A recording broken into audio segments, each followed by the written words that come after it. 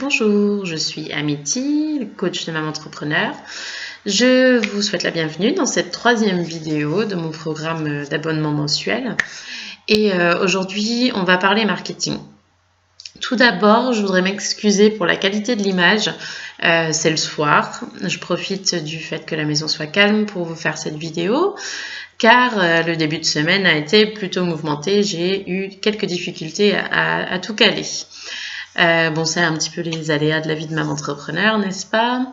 Ça a commencé par l'assistante maternelle de mon dernier qui était malade, ensuite lui, et aujourd'hui, donc il est retourné chez la nounou, mais il est tombé, donc elle m'a appelé pour que j'aille le chercher, et il s'était sectionné le frein de la lèvre supérieure. Donc voilà, c'était entre ça et le fait qu'il soit sous Célestène, donc il est super speed et les siestes sont inexistantes.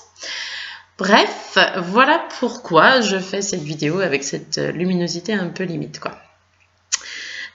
Donc, revenons au marketing. Aujourd'hui, je vais vous parler de l'étape de base qui est de définir sa cible.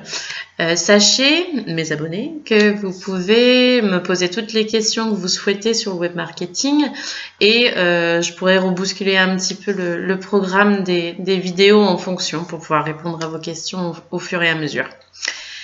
Donc voilà, définir sa cible, c'est quelque chose qui paraît plutôt intuitif et assez facile.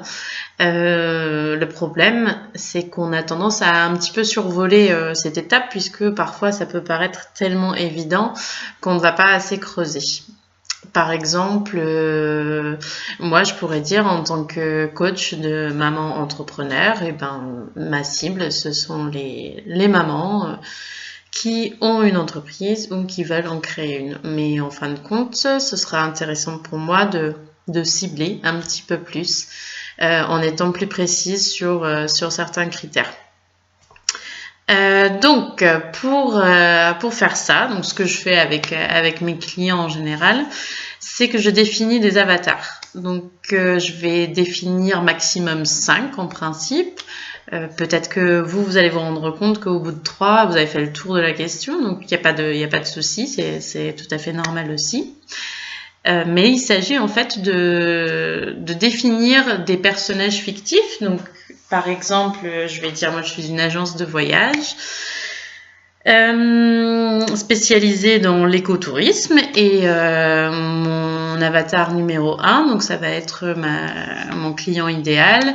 Je vais dire que c'est une femme de 28 ans qui s'appelle Emma. Je peux aller chercher sur Google et en fait prendre une photo d'une personne pour la représenter.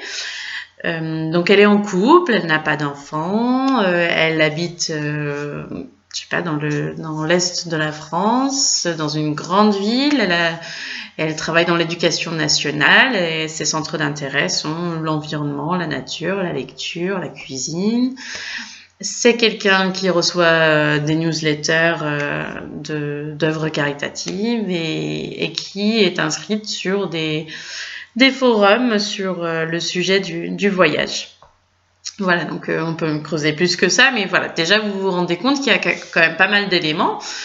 Donc moi, lorsque je vais créer du contenu, donc créer le texte sur mon site web, des newsletters, des vidéos, tout ce que je vais faire, je vais garder Emma en tête et je vais m'adresser directement à elle.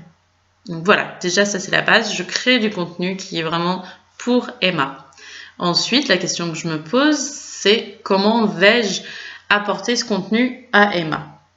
Donc là, je vais par exemple aller sur les forums puisque mon client idéal se rend sur les forums et commenter des sujets ou éventuellement aller sur un article de blog qui serait un petit peu dans la même veine que ce que j'écris et commenter avec quelque chose de plutôt pertinent, d'intéressant et de citer effectivement, moi dernièrement j'ai écrit un article à ce sujet. Donc ça c'est...